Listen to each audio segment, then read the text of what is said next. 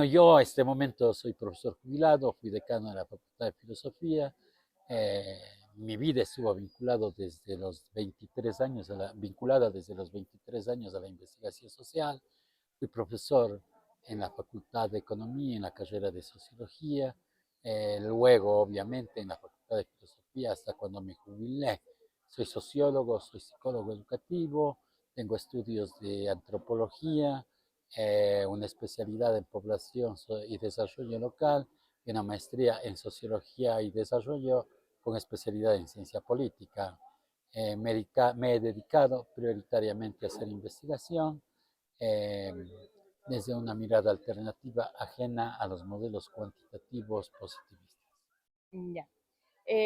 Bueno, nuestro tema es, como le comentaba, sobre la migración la inmigración.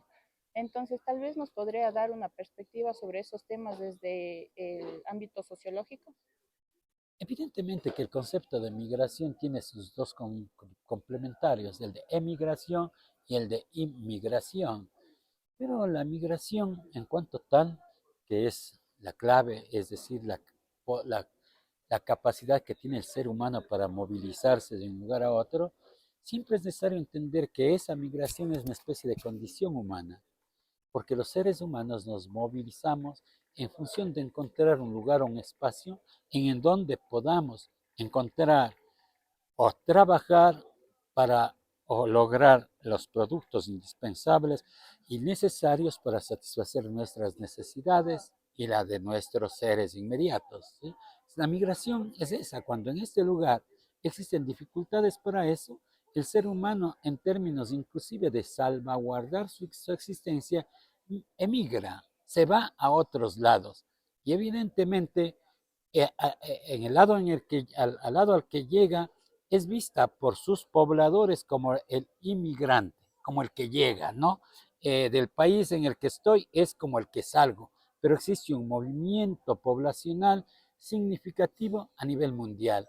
Me parece que la migración es una condición humana que lastimosamente se encuentra regulada ahora en la actualidad por una serie de normas que atentan la libertad para que una persona pueda movilizarse de un lado a otro.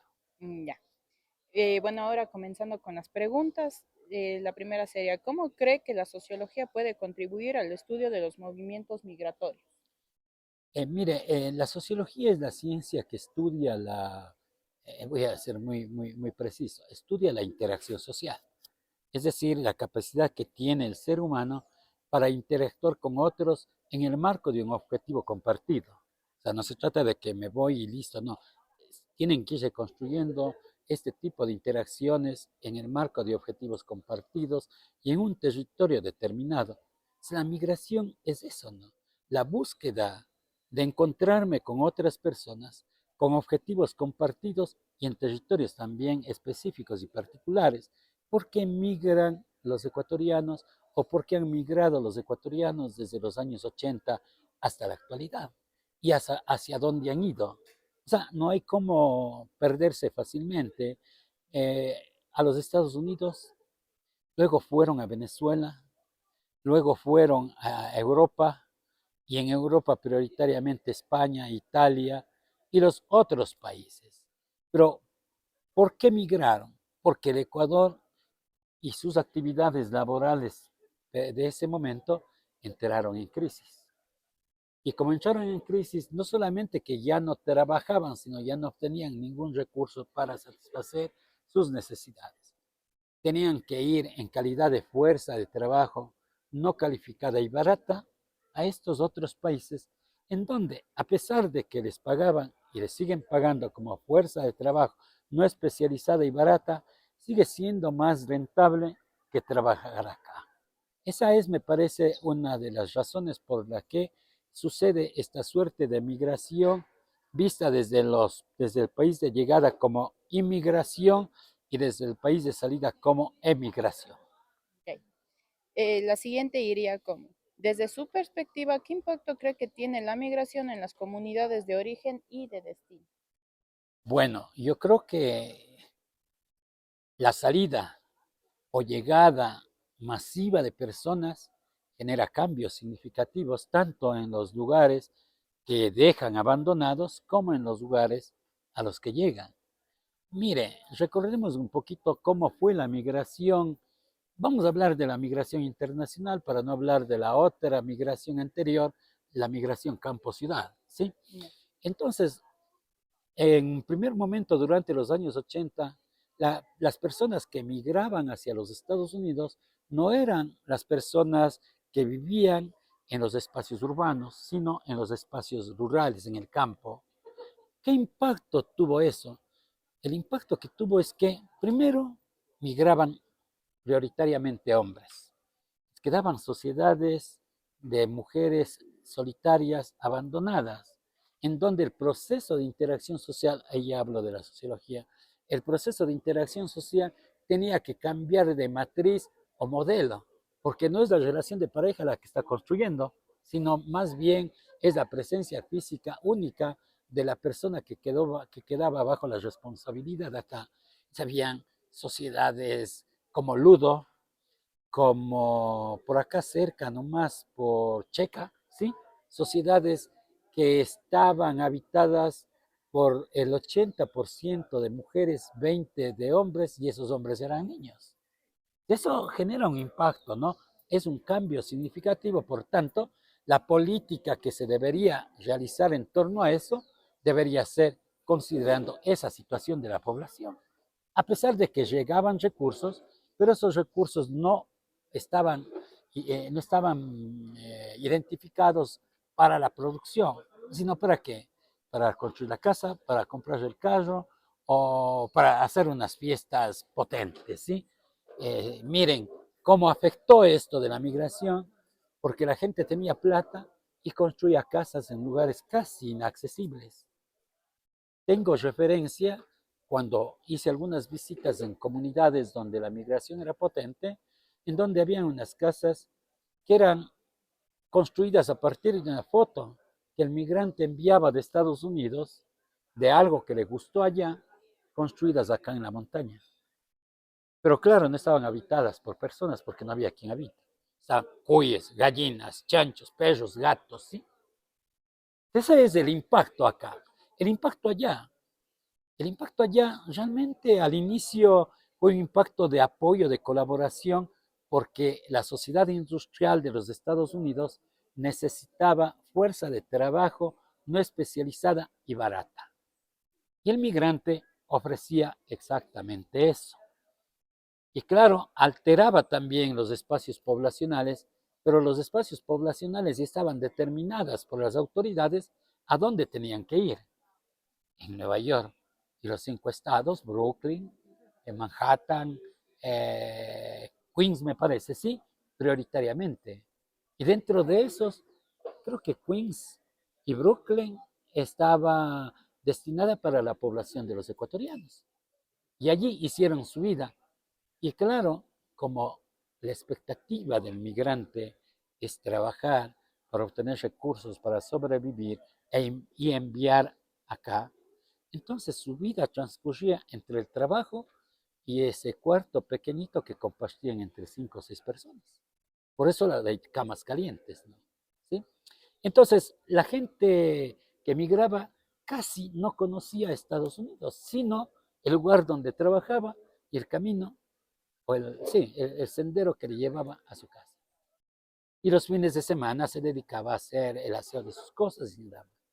Por tanto, la relación de nuestros migrantes con la sociedad americana casi fue inexistente y aún sigue siendo muy limitadita, muy limitadita. ¿Sí?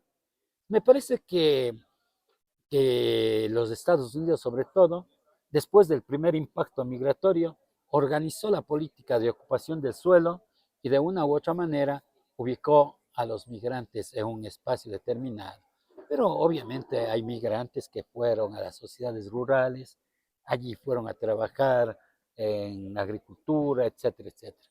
Me parece que una de las actividades que realmente resulta rentable y por eso muchos trabajadores de la construcción es justamente el de la construcción, pues en Estados Unidos para hacer el cambio técnico de una puerta necesita el permiso de la municipalidad o como se llame allá. Y eso es tiempo y un platanal. Pero si ellos hacen y lo hacen muy bien, no, lo hacen muy bien, entonces le cuesta el 5% de lo que le costará. Por eso un poco era bienvenida esa fuerza migratoria. Y yo creería que así se afectó. Y obviamente acá hubo otro tipo de efectos, ¿no?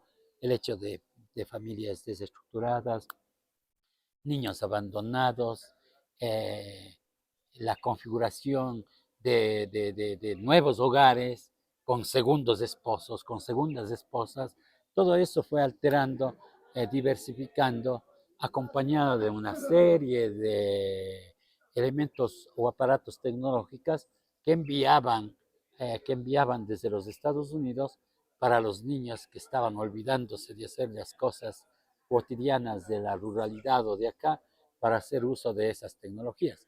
Aquí en Cuenca, los chicos que tenían celular, los primeros chicos que tenían un celular no estaban en la ciudad, estaban en el campo porque sus papás les enviaban allá. Claro, luego, obviamente la migración se generaliza y ya entrados los años 90 y 2000, luego de la dolarización, no, antes de la dolarización, diría más bien en el feriado bancario, en donde la población urbana pierde sus ahorros y su capacidad adquisitiva, entonces la migración urbana se vuelve realmente una tendencia casi generalizada. Y obviamente ahora podemos hablar que no existe en Cuenca, o si existe, no debe ser más del 1% de las familias que no tengan un familiar migrante en Europa, en Estados Unidos o en España, Italia, ¿no? Obviamente que hubo un tiempo en el que migraban los amigos ecuatorianos a Venezuela, cuando Venezuela tenía una fortaleza económica con la producción y exportación petrolera. Sin embargo, eso bajó y la gente dejó de migrar allá. Yo diría que los impactos de la migración son más negativos que positivos. Positivos desde la mirada económica, pero no hay ese dinero, ese recurso que ingresó, no ingresó desde una perspectiva de planificación y desarrollo, sino más bien desde la perspectiva de decir, yo me voy, me sacrifico y a mi esposa y a mis hijos les voy a dar la mejor casa posible, y no en Cuenca, sino en el lugar donde estaba para que vean los vecinos y sientan una especie de envidia, ¿no? Porque esa es nuestra sociedad. Ok, Uh-huh. ya. Y yendo a otro punto, sería, ¿cuáles son los impactos socioculturales de la migración en términos de identidad y diversidad cultural? Bueno, obviamente el efecto mayor que hemos tenido y que nosotros estamos visibilizando mucho más en Cuenca es el consumismo, no el consumo, no, el consumismo. Prioritariamente eso, ¿sí? ¿Por qué le digo? O sea, con el dinero que viene, entonces el dinero que viene no está atendiendo exactamente a resolver las necesidades fundamentales de la familia, que es vivienda, alimentación y educación prioritariamente, sino está entrando en el mercado de productos no indispensables, en el consumismo. Yo creo que la sociedad ecuatoriana se ha convertido en eso, y la cuencana en eso, ¿no? En una suerte de sociedad, allí sí, un nicho de sociedad globalizada que pretende que sus habitantes tengan el comportamiento de los habitantes de Nueva York, de París o de Barcelona, en donde el consumismo se manifiesta a través de hacerse o de comprar de productos descartables. Y eso es lo que está sucediendo en la sociedad actual. Miren, no tenían ni luz eléctrica hace algunas décadas, pero tenían los juegos de Nintendo, tenían toda esa línea de productos vinculados con los juegos infantiles. y no tenían luz eléctrica. No tenían acceso a internet y tenían, ya, cuando aquí, creo que cuando la universidad aquí en Cuenca compró sus primeras computadoras en los años 90, me parece, en el campo ya tenían las primeras versiones de las laptops, pero no tenían electricidad, no tenían conocimiento absolutamente de nada. Entonces, claro, esa tendencia consumista es la que hizo que las y los ecuatorianos, pero sobre todo los cuencanos, nos mostremos como una sociedad afín al mercado capitalista. Pero era necesario y es necesario entender que ese comportamiento lo único que hace, voy a decir gráficamente, es lo siguiente, que el pobre trabajador ecuatoriano que va a trabajar 20 de las 24 horas de una suerte de esclavización laboral en 2 o 3 lugares, identifique, capte, tenga dinero, los envíe acá y ese dinero regrese allá mismo porque los productos que compraban son productos construidos, elaborados y comercializados por empresas también americanas. A eso nosotros le denominamos en algún momento el capital golondrina, porque venían, dormían aquí y se iban. Y eso es lo que está pasando aún ahora.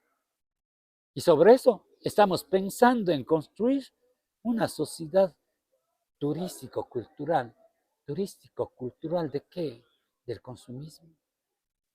Hay que aprender a recuperar la cultura de las y los ecuatorianos que tiene que ver prioritariamente con la capacidad para producir un frijol, una arveja, un durazno, etcétera, etcétera. Y también entender una relación amigable y más nuestra con los animales. Mire todo el efecto de la aculturación desde la migración. A los animalitos nosotros siempre le hemos tenido junto a nosotros con alimentación, etc. Ahora, como efecto de esa suerte de copia cultural, mala copia cultural, ahora ya no se llaman perritos, no se llaman mascotas, se llaman animales de compañía y a ellos le hacen el mejor cumpleaños posible, más, mucho mejor que el que le hacen a su mamá. Ok, ya. Y la siguiente sería, ¿de qué manera la migración está modelando la estructura familiar y las dinámicas sociales en las comunidades migrantes? Mire, en las comunidades o en las familias, diría yo, en las familias migrantes, porque no podíamos hablar en términos generales de una comunidad con un solo criterio, porque en la comunidad existen algunas familias y esas familias tienen como factor común la migración, pero las características, las razones de la migración son diferentes, ¿no? Son diferentes. Yo diría que la familia migrante o la familia de migrantes tiene como expectativa número uno la de que su nueva generación también migre. Pues a mí me parece que ese es uno de los efectos en la familia y comunidades migrantes, que migren, ¿no? ¿Y por qué?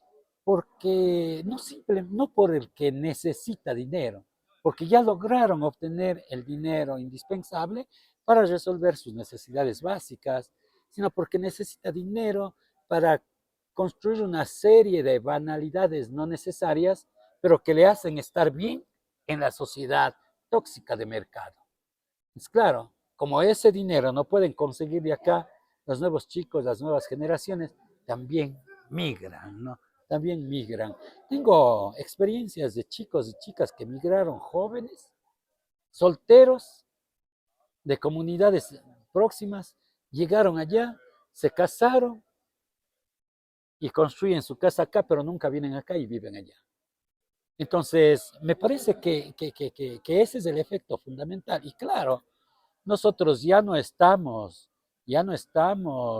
rescatando las identidades propias de nuestras colectividades, de nuestras comunidades, sino más bien estamos desplazándolas por asumir otras, como las de, eh, como las de la música más dura, como llaman, ¿no? Una música dura, vinculada con el consumo de drogas, de estupefacientes, Mm, etcétera, etcétera, ¿sí? Entonces me creería que los efectos ante las nuevas generaciones son esos, de ir construyendo un imaginario de laboral, no aquí, sino en el exterior. Y los pocos que se quedan, obviamente, están en las universidades, están trabajando, pero obviamente en las universidades tampoco están todos, porque no pueden ingresar a la universidad. Y esas personas que no pueden entrar, que tampoco pueden trabajar, hacen y ponen como opción necesaria migrar e irse al exterior.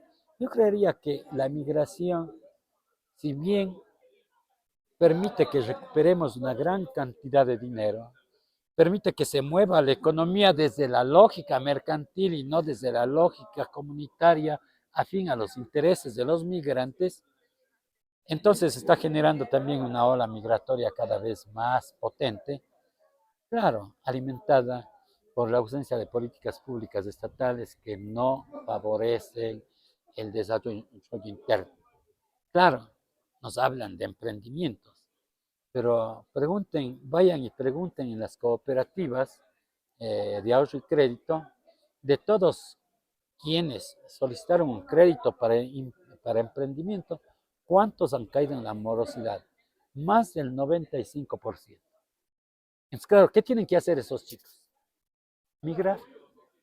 Es un capital, es una sociedad que supuestamente es bonita, pero que expulsa a su población, para supuestamente volverle más bonita a la sociedad, físicamente, pero social, cultural y emocionalmente cada vez más vacía, sin identidad, ajena a principios y valores.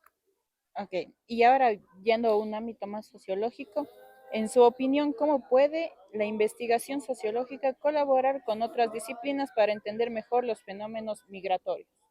Bueno, desde hace algunas décadas, yo conozco al menos desde los años 80, cuando llegó a mis manos un libro de las Naciones Unidas que propiciaba un diálogo entre diferentes áreas del conocimiento, sobre todo en lo social, sociología, antropología, historia, geografía, biología, psicología, y se comenzó a construir el concepto de la interdisciplinariedad. Yo creo que la sociedad es intercultural, y no solamente que es intercultural, sino una sociedad que integra lo que integra muchas formas de ser y hacer, muchas formas de coexistir o de correlacionarse, muchas formas de amar o dejar de amar. Por tanto, querer enfrentar el tema de la migración solo desde un área del conocimiento es como que usted quiera entender lo que sucede al frente de este ventanal, pero lo que sucede todo solo mirándolo desde el vidrio de la puerta. Entonces, no, había que construir el concepto de interculturalidad, de interdisciplinariedad, pero tampoco es decir, tampoco es hacer una suerte de yuxtaposición de asignaturas, ¿no? Como alguna vez sucedió ya en la Facultad de Filosofía, en una suerte de caricaturización de la interdisciplinariedad, que el lunes me daban historia, el martes sociología, el miércoles tal cosa y el otro jueves, pero ninguna de las dos sabía que, ninguna de esas asignaturas sabía qué estaba sucediendo en la otra. Eso no es interculturalidad, eso no es interdisciplinaridad, eso es una caricaturización de aquello. Cuando yo hablo de la interdisciplinaridad, es conocer los centros conceptuales de cada una de esas disciplinas, pero conocer los centros conceptuales en tres componentes: sus fundamentos filosóficos, su estructura conceptual y sus procesos metodológicos. Conociendo esos, no de la una asignatura, sino de todas las asignaturas que tienen que ser convocadas para comprender un acontecimiento chiquito como el de la, de la migración o interculturalidad,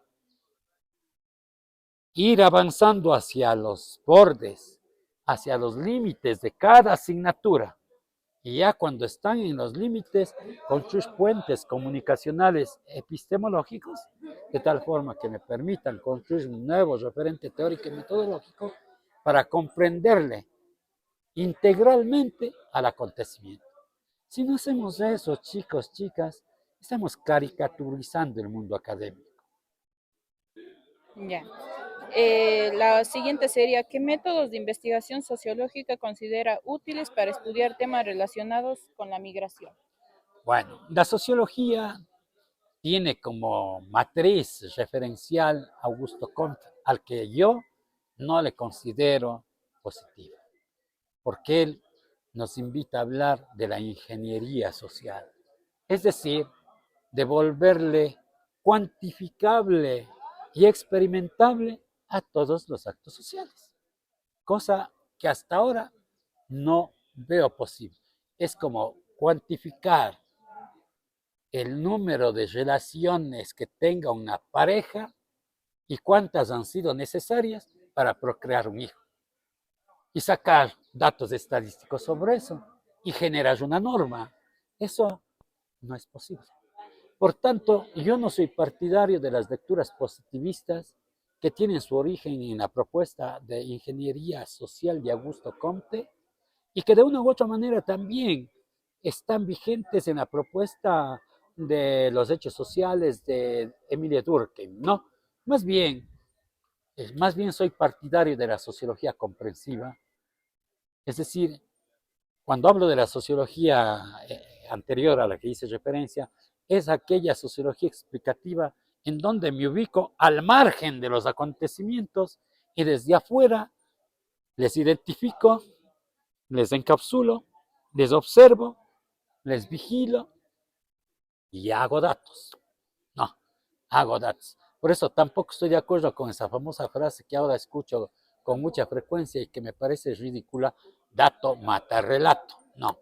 Por el otro lado, me parece que es importante en el mundo de lo social, y de acuerdo con el ejemplo que yo estoy diciéndole, yo creo que lo importante es hacer una investigación considerando que yo también soy sujeto de investigación, que yo estoy dentro de ese universo investigativo.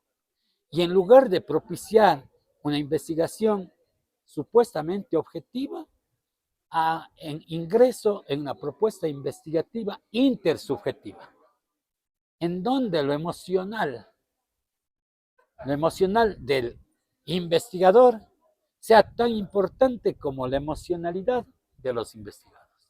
O sea, ya no hay un investigador o un investigado, más bien hay una construcción del conocimiento en función de una experiencia compartida, una experiencia vivida. Buenas tardes. Quiero empezar esta reseña que me sucedió a mí como inmigrante, que hace 30 y algo años más sucedió. Yo emigré en el año 1998 con dirección hacia los Estados Unidos. El motivo de mi viaje, por decir así, fue por mí mismo. Claro que tiene que ver la situación económica, pero esa no era la prioridad mía. Era simplemente que no me sentí, después de haber terminado la universidad, no me sentí que estaba en ningún lugar. La institución que yo me gradué no me era muy accesible el lograr terminar mi título, yo decidí que para yo seguir avanzando de alguna forma tenía que, tenía que salir del Ecuador. Mi dirección fue hacia los Estados Unidos, directamente hacia la ciudad de Nueva York.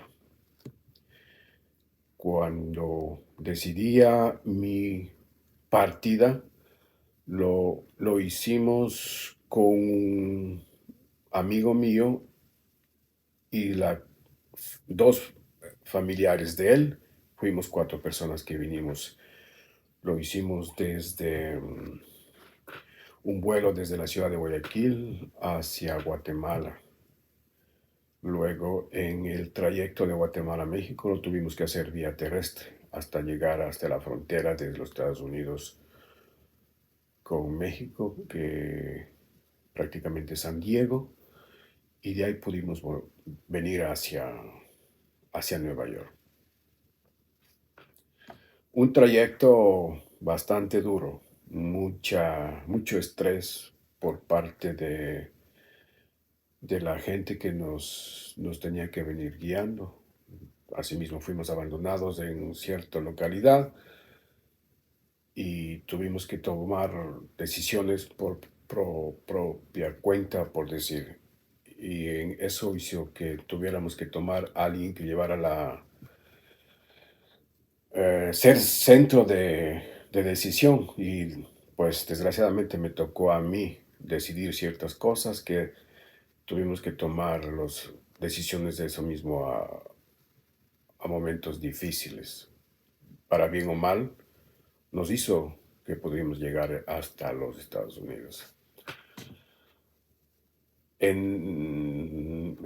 Entonces, cuando llegamos ya acá en los Estados Unidos, tuvimos asimismo la decisión de empezar a buscar un trabajo que nos permitiera ya empezar a sentirnos como éramos inmigrantes a trabajar. La idea esa fue la nuestra de venir a hacer, la mía, estoy hablando, de hacer dinero y trabajar y trabajar y trabajar. No había otra idea en mi cabeza que simplemente hacer lo que me propuse hacer. En una primera instancia, eran 2 años mi intención de venir a quedarme acá. Quise venir a estar 2 años, hacer un poco de dinero para poder regresar a mi tierra, comprarme una casa, comprarme un auto y poder seguir adelante. Pero los 2 años se transformó en 3, 4, 8, 10, 15 y hasta ahora pues, desde el 98 hasta ahora han pasado ya aproximadamente 36 años. Bueno, llegamos a Nueva York hacia una residencia de los familiares de las personas que venían acompañadas conmigo. Llegamos ahí,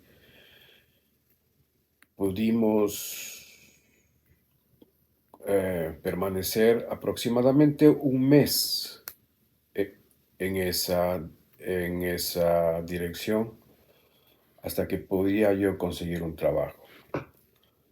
Ya cuando conseguí mi trabajo, que a propósito me tomó 5 días. Nosotros llegamos un domingo, un día lunes descansamos, el día martes nos fuimos ya a una agencia de empleo,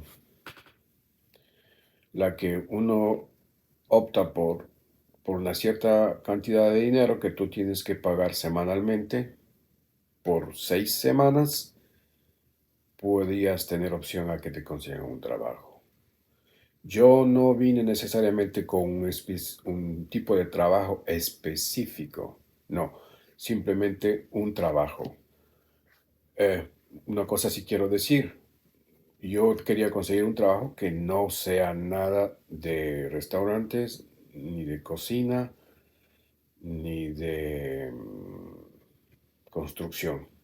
Eso era lo que yo no quería hacer, porque no sabía, no tenía idea y no me era algo que yo andaba buscando tampoco.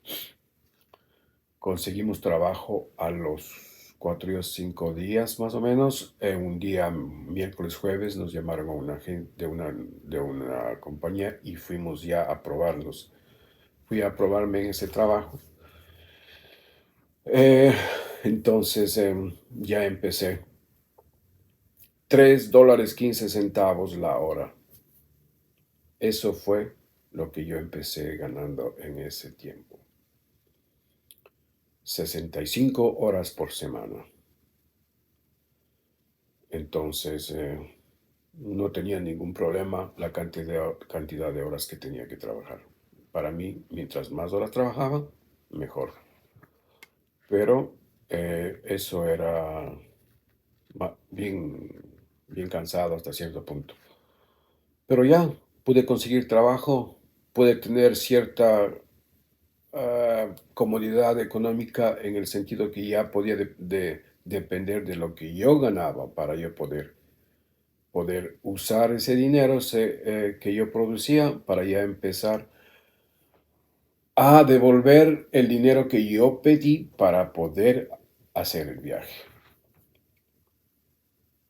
En esa dirección que yo llegué, aproximadamente un mes duré. Luego, en esa dirección misma, había la dueña de la casa, tenía un cuartito en el basement. Entonces ahí la señora me rentó y pude vivir ya yo solo. Y ahí tenía que ya manejarme todo lo que es yo solo. Es decir, ¿a qué me refiero con eso? Yo veré cómo como, a qué horas como, arreglo mi casa, lavo la ropa y todo lo que significa la actividad de uno en un medio social que te tienes que manejar por ti mismo. Entonces, ya pasaron ese tiempo, aproximadamente un año viviendo ahí, me pude mudar a otro territorio, perdón, a otra dirección, a otra casa. Eso ya no es tan relevante porque todo el mundo puede vivir de un lado a otro.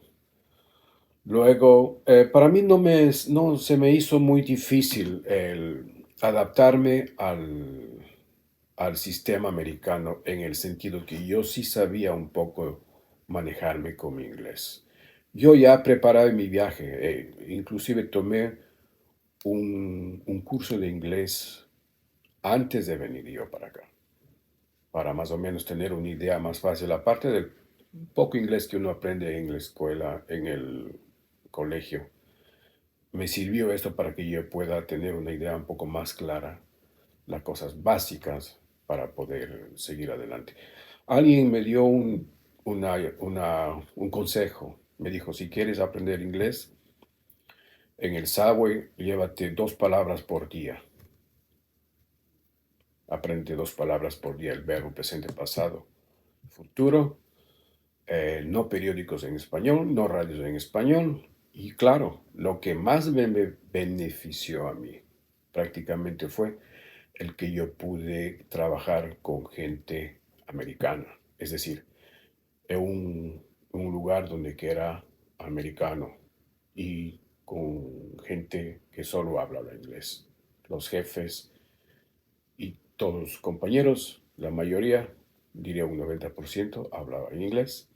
Entonces para mí me fue eso bastante beneficioso porque así aprendí, aunque pasé momentos bien bochornosos de vergüenza cuando me preguntaban algo y yo al principio por un poco de cobardía decía, ok, ok, está bien, pero después me tenía que ir a averiguar qué fue lo que me preguntaron. Pero pude salir adelante.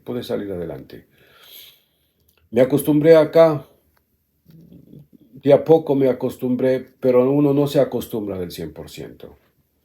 Eh, yo añoro mi tierra, añoro mi familia, añoro mis padres, mis hermanos, las costumbres de allá. No voy a decir que la comida, no, eso es una cosa tan insignificante. Más es el contacto con lo uno. Me adapté bastante bien y luego en el trabajo ese me quedé 8 años. Mi primer viaje de regreso a Ecuador fue terminando ese trabajo. Llegué de retorno para acá. Puede decir que eh, pude conseguir también otras formas de vida y luego yo seguí viviendo acá en Nueva York desde que vine desde Ecuador a los 8 años. Luego ya no viví, ya no decidí, ya no pensé que Nueva York era un lugar para mí para poder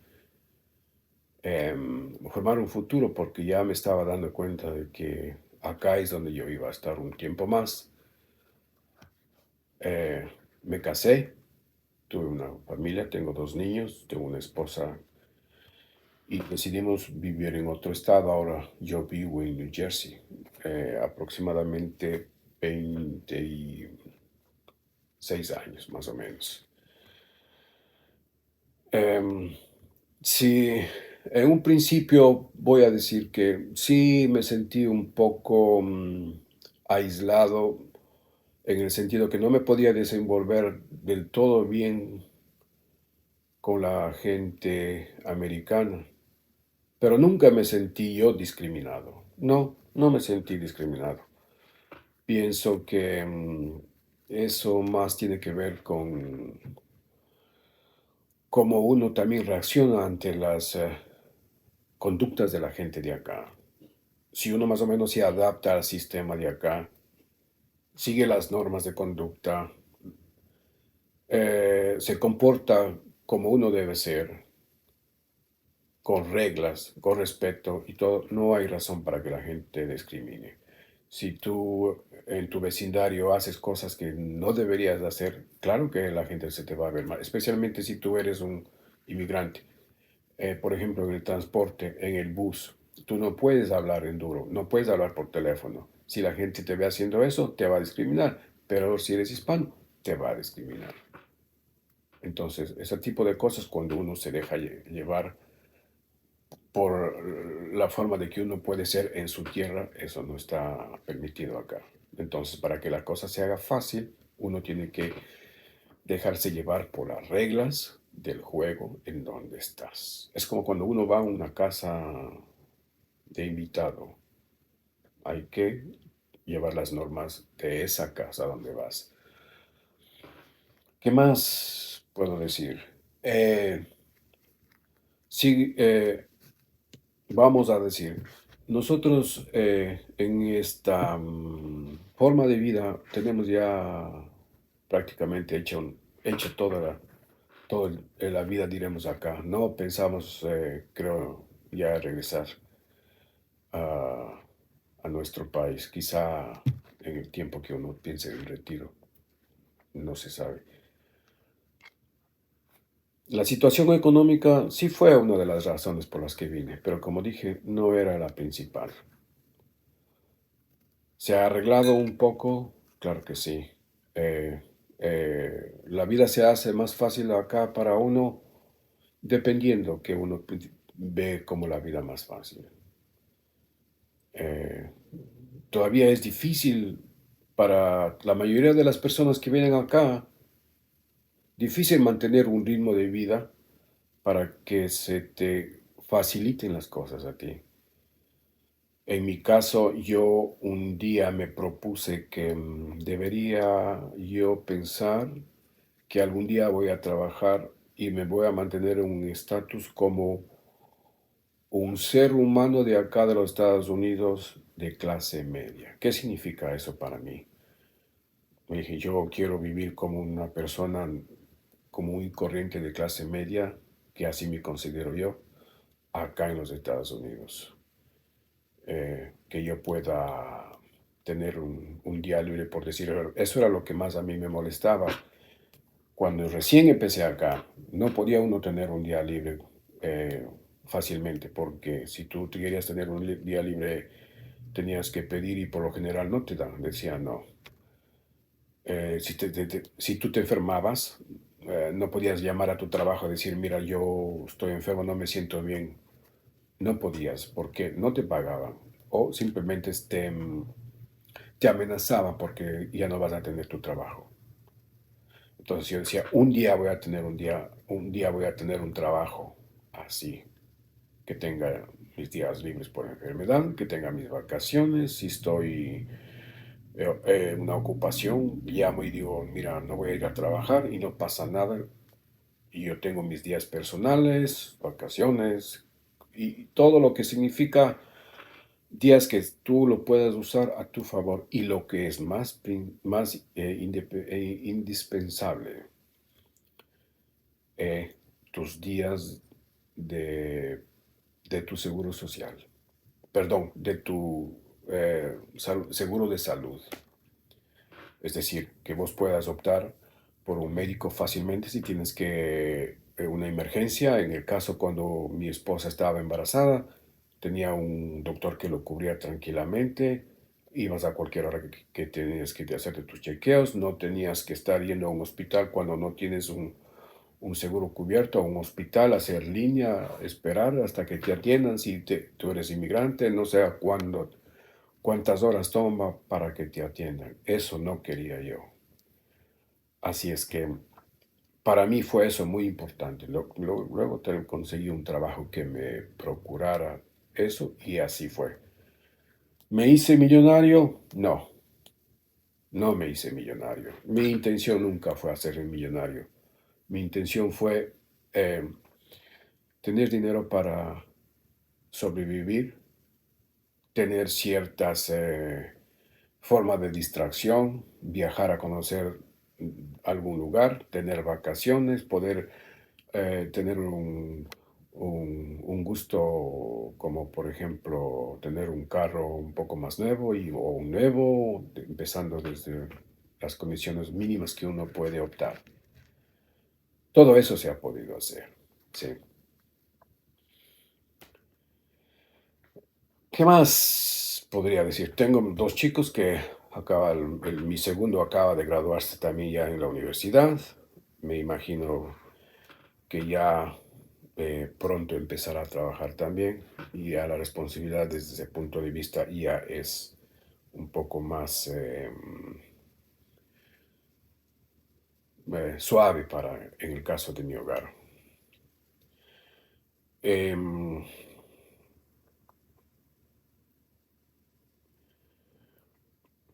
de- el choque cultural, muy poco, muy poco. Acá hay muchos lugares donde uno puede ir a pasar si quiere sentirse un poco conectado con la tierra de uno. Hay muchas culturas que se reúnen acá en esta ciudad tan grande, eh, que uno puede participar de diferentes de ellas. Si es que uno quiere estar conectado con la tierra de uno, sí se puede, pero no hay realmente un choque cultural como quien dice, no. Uno se dedica más y se enfoca más a su actividad laboral, al trabajo, que el poco tiempo que te queda libre, la verdad, lo que quieres es descansar, hacer tus cosas, las cosas básicas que necesitas hacer y poder salir listo para empezar tu siguiente semana, diré. La comunidad latina acá en los Estados Unidos es muy grande y la comunidad americana piensa que la comunidad latina son todos lo mismo. Ellos no diferencian eh, a los ciudadanos que son del origen del Caribe, estoy hablando de dominicanos, puertorriqueños, cubanos. No ven la diferencia de entre ellos con los sudamericanos, de entre ellos con los centroamericanos o más específicamente los mexicanos. Al principio me decían si era yo mexicano. ¿Por qué? Porque yo hablo español. O si era yo puertorriqueño. Y yo les preguntaba, ¿y por qué? Dice, because you look Spanish. Porque tú luces como hispano, tú eres hispano, eres puertorriqueño o eres mexicano o no. Entonces, de poco a poco uno hace entender a la gente de que uno es de diferente forma. Hablamos el mismo idioma, pero somos una cultura un poco diferente. Tenemos ciertas diferencias entre los mismos países de habla hispana. Si eh, la comunidad latina, eso sí me da mucha pena de decirlo. Yo soy latino más que la palabra latina, pero es la misma que discrimina entre nosotros, podré decir. Entre nosotros los latinos, los mismos que nos discriminamos. A mí la comunidad latina no me ha ayudado en nada. tampoco me ha ayudado en ninguna comunidad. Es decir, lo que quiero decir con esto es que todas las cosas que he tenido que hacer, yo me los gané. Si tenía que hacer algún trámite, yo fui a pararme en una línea y a conseguir ese trámite. Si tuve que conseguir alguna gestión, yo he tenido que ir a pararme donde tengo que parar y gestionar la situación y conseguir lo mío. No he tenido la suerte de que una organización latina me haya ayudado a mí. Eh, Voy a decir gracias a Dios, no he necesitado realmente de una ayuda. Cuando lo necesité, no tuve en todo el tiempo que he estado acá, entonces considero que no fue una mano de mi comunidad que me dio para cuando yo necesité, no. Entonces, eso es en otros, puedo decir, en otros países. Por ejemplo, los puertorriqueños tienen organizaciones muy de años y de muchos diferentes tipos de organizaciones que se ayudan entre sí. Yo sé que mi país tiene algunas organizaciones de distintas finalidades, pero no he optado por ir a golpear puertas ahí, porque más o menos ya he escuchado cómo es.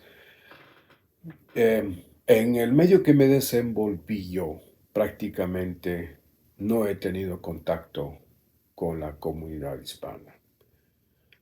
Y ahora me da un poco de pena que no he tenido contacto con mi comunidad ecuatoriana para nada. Solo cuando viví en Nueva York había un parque grande, la comunidad hispana ecuatoriana, por decir, se iba allá a hacer deporte. Cuando yo estaba más joven, los primeros años también iba a jugar, pero que me relacioné con la comunidad de mi país, eso no ha pasado. Y más que todo con la comunidad hispana, no me he relacionado, sino más bien por tipo de trabajo, donde yo trabajo con gente hispana también, y entonces la relación es de saludos de buenos días, buenas tardes, ¿cómo estamos? ¿Todo bien? Hola, bye. No nos reunimos en mi hogar con gente de mi país o de otro país, sino más bien en general, nada más.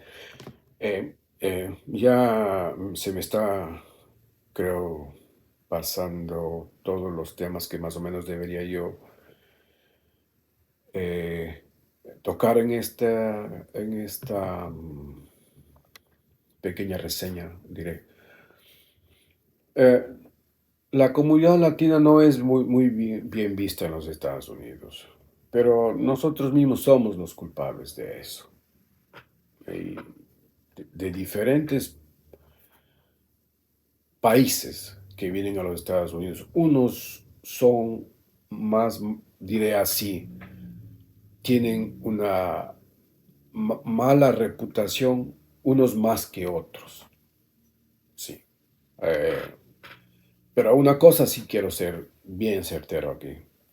Acá mucha gente que tiene negocios y de la construcción en el ámbito del restaurantes y eso hace, ellos saben que los ecuatorianos son muy buenos trabajadores. Pero hablando en general, la comunidad latina acá sí es un poco mal vista porque nosotros mismos somos escandalosos, somos busca problemas, no somos organizados, no somos ordenados, no somos cultos a cierto momento. Entonces eso hace que la gente te discrimine de alguna manera. Em, Especialmente ahora con la lucha política entre los dos poderes que son la izquierda, Partido Republicano con el Partido Demócrata. El uno tira al uno porque es más amigo de los hispanos que el otro. Entonces, eso quiero decir que no es muy bien recibida. Bueno, en términos generales, yo espero que esta pequeña reseña que hemos hecho acá lo he hecho de una forma más general. Los detalles de todo ¿cómo digo? De todo mi trayecto desde el día que salí de mi país hasta ahora, será capaz que para cuando yo quiera hacerme un libro, porque hay muchos de ellos que me servirán suficientes para escribir uno. Espero que esto haya servido para ayuda, siquiera en lo mínimo de lo que fui preguntado acerca. Entonces, deseo suerte a la persona que va a utilizar este video para los fines de la universidad. Y con mucho gusto, si es que tengo que hacer algo más, pues estamos prestos para ir como un buen ecuatoriano. Chao. Buenas noches, mi nombre es Carlos Peñafiel. Quiero contarles cuando yo migré a Estados Unidos en el año 92.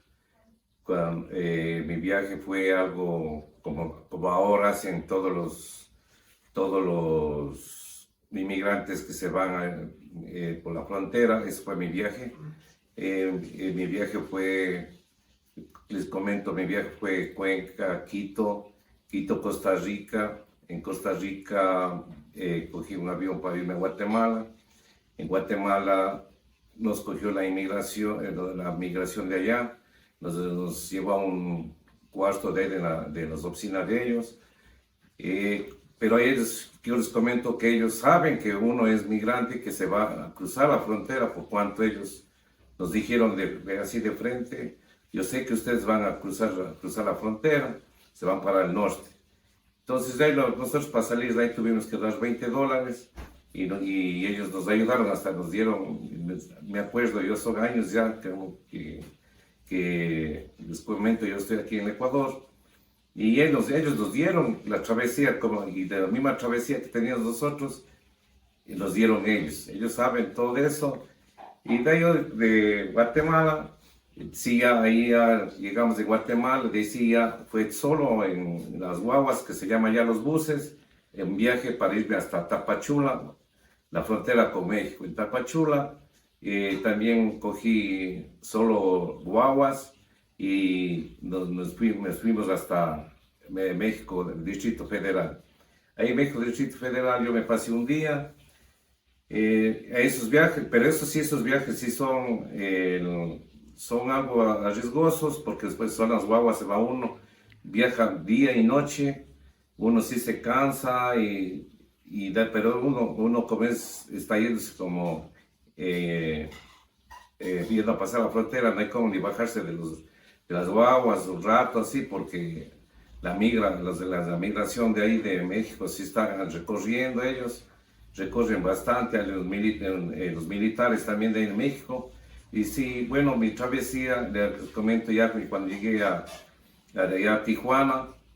En Tijuana tuvimos que pasar unos 2 días, y de ahí sí yo me crucé, después de esos 2 días, ya nos cruzaron los coyoteros, nos cruzaron la frontera y llegué a San Diego. En San Diego, yo, como mi viaje no era hasta San Diego, sino mi viaje era a Nueva York. De San Diego me trasladaron a Chicago, y de Chicago a Nueva York. Y en Nueva York sí ya me encontré con algunos primos que ellos vivían años allá, que eran residentes, que eran los únicos que yo les pude llamar. Pero ellos me recibieron, pero después supieron unos amigos míos que estaban allá, entonces y hay una tía mía que yo vivía me fui a vivir con ella unos 3 meses. Yo viví como todo, cuando uno llega allá les dan una mano. Yo viví 3 meses con mi tía, y después ya unos amigos que son como mis hermanos hasta ahora, que nos llevamos desde niños. me averiguaron dónde estaba yo y me llevaron allá a vivir con ellos. Ya viví con ellos, de ahí después yo mi primer trabajo cuando ya estaba ahí, mi primer trabajo fue, yo trabajé en una panadería. Yo me fui decidido a trabajar en lo que sea porque uno va endeudado, mi deuda no, como es ahora, pagan $16,000, $18,000, no. En ese tiempo mi deuda fue de $1,500, como estábamos de sucres, el cambio era, me acuerdo, creo que era 25,000 sucres, creo algo así el dólar, y yo me endeudé en 1,500 que mis padres me dieron pidiendo esa plata, y ellos a base de hipotecando la casa de mis padres. Entonces yo lo primero, cuando la idea mía era ir a trabajar, ya los primeros meses yo trabajé, y de ahí ya comencé a pagar la deuda, y que era mi idea de eso, de pagar primero la deuda por la hipoteca que tenías. Ya con el primer año yo pagué todo. Para mí, conocer también el problema del inglés no fue mucho para mí porque yo realmente sí sabía inglés, desde que estudié en el colegio me gustaba el inglés, entonces yo sí me sabía defender. Y como sigo comentando, mi trabajo después, yo me pasé de panadero, me pasé a trabajar en un restaurante haciendo deliveries, después sí, ya me cambié de otro trabajo y me fui a trabajar en joyería. Trabajaba por Brooklyn en una joyería. De ahí yo trabajaba puliendo, haciendo diseños, troquelando así piezas. Entonces aprendí bastante, pero después teníamos un compañero colombiano que hacía los deliveries. Entonces él se fue, ya se renunció. Y entonces mi jefe, que era Steve, sabía como yo sí me sabía defender, me dijo, tú, Carlos, tú puedes hacer los deliveries. Digo, sí. Entonces yo comencé a hacer deliveries, o sea, ir a ver el material, ir a dejar las joyas, todo. Yo trabajaba en Brooklyn para llevar las joyas a Manhattan. Y ese era el inglés no me hacía problema. Entonces, y mi viaje fue, o sea, como la edad que yo tenía era de 27 años y o sea, fue ir a buscar un futuro.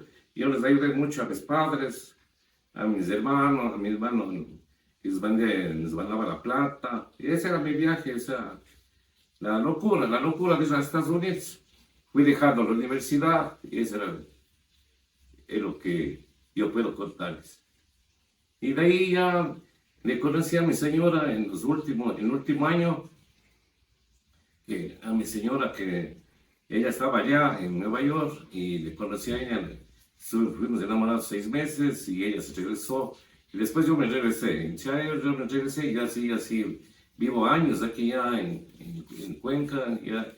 Pero sí, de irme a Estados Unidos de nuevo, sí me fuera, pero solo a darme una vuelta como turista, pero ya no para trabajar.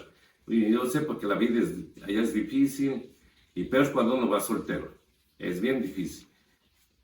Y después uno ya, ¿qué puedo comentarles más? O sea, cuando uno es soltero, sí, o sea, uno tiene que desenvolverse en todo.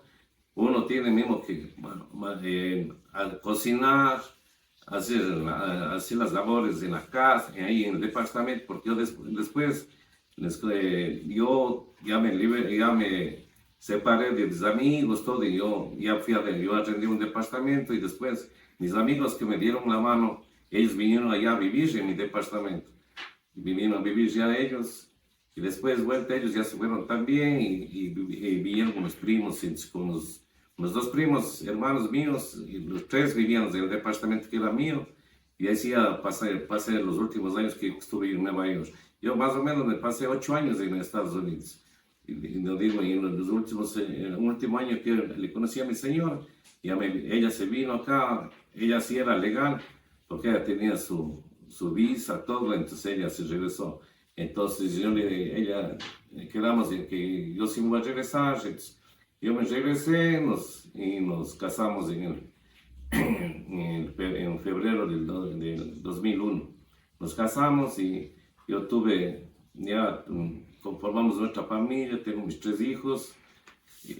Todos, el primero profesional, ya egresó de Derecho, el segundo está estudiando inglés, el tercero es nivel, pero él va a estudiar ahora, este año, va a entrar en la universidad en la UDA, y mi tercera hija estudia en la UNAE.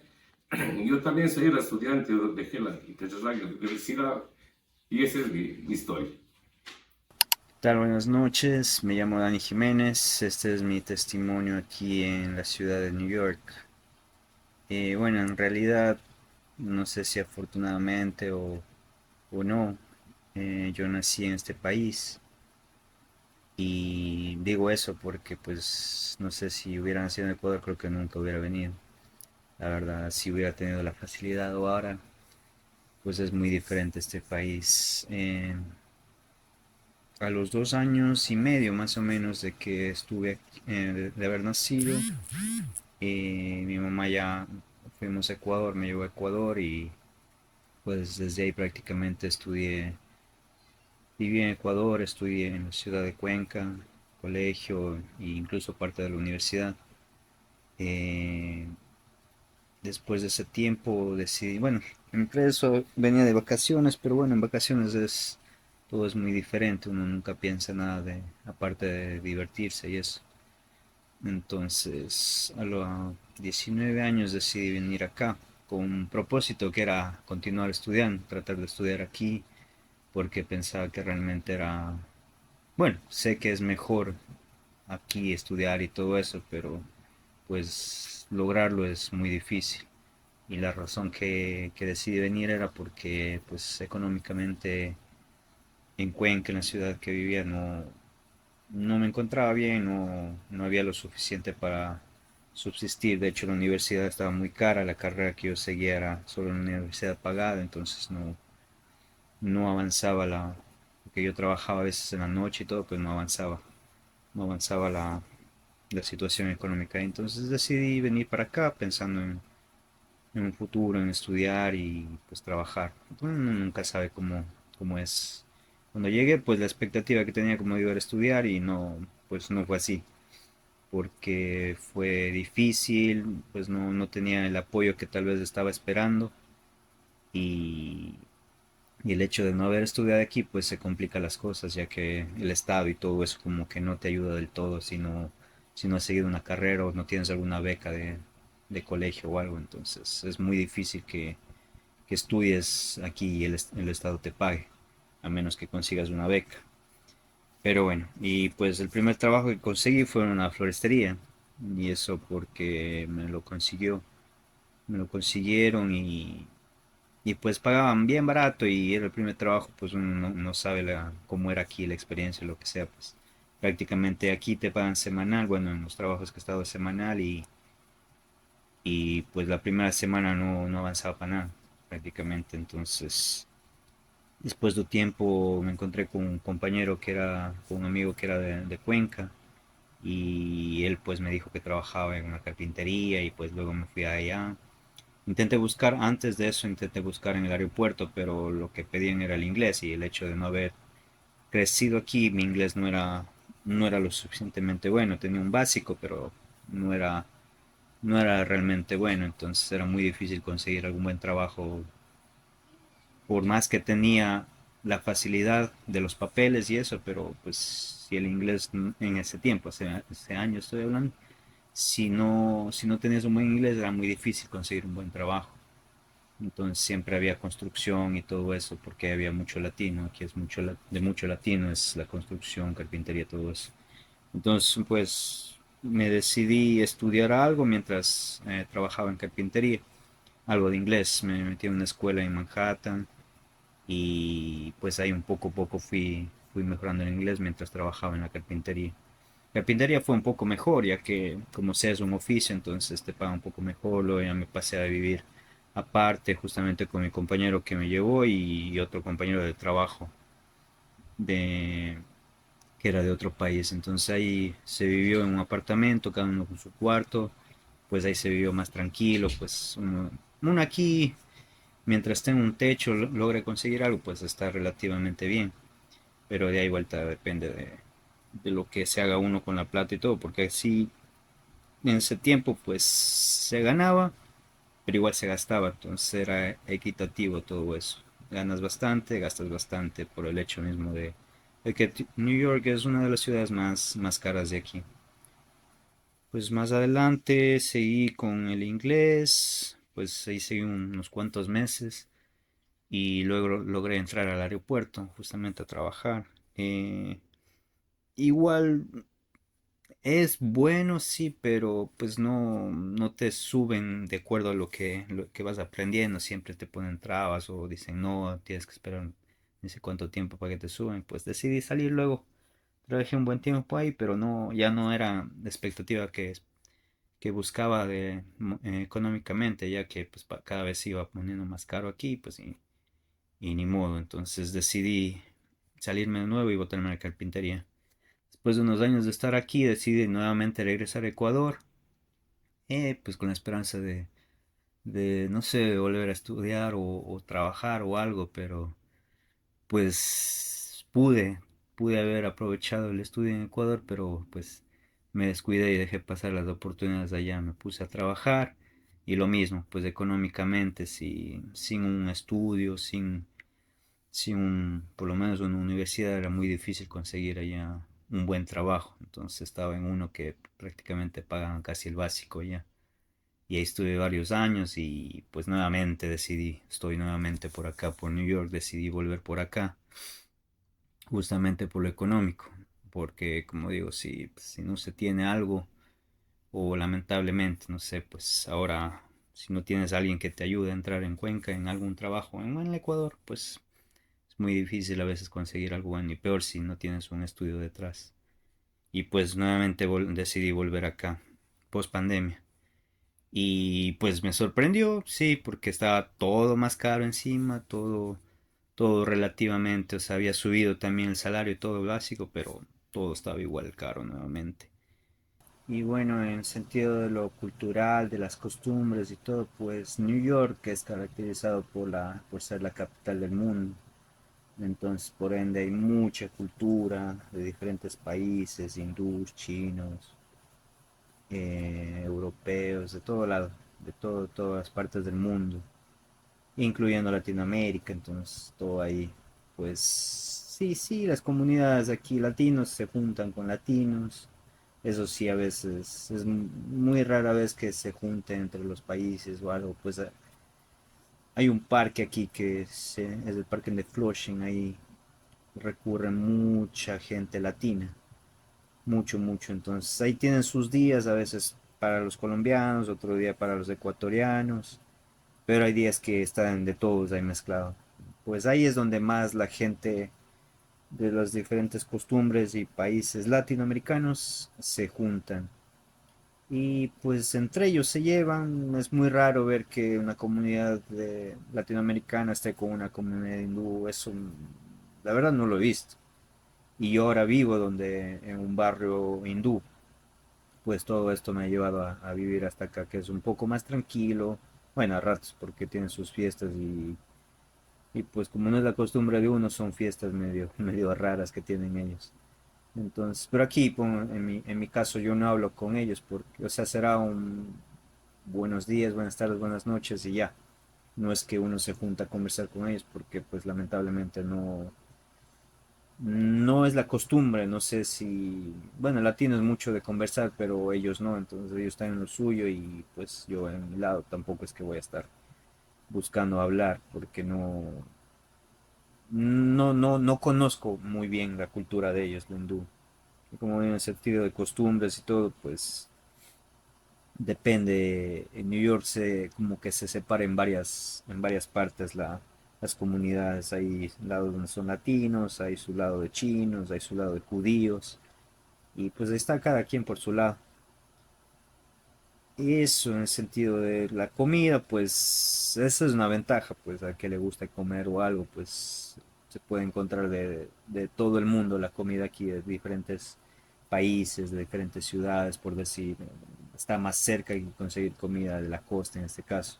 Aunque no es la mejor porque pues no es el producto ecuatoriano, por decir, pero bueno, se consigue de otras ciudades y de países, que eso es el sentido de comida. Pues es bueno en sí, como para variar, pero pues a veces uno se queda con lo ecuatoriano mismo, pues ya la costumbre de cada uno.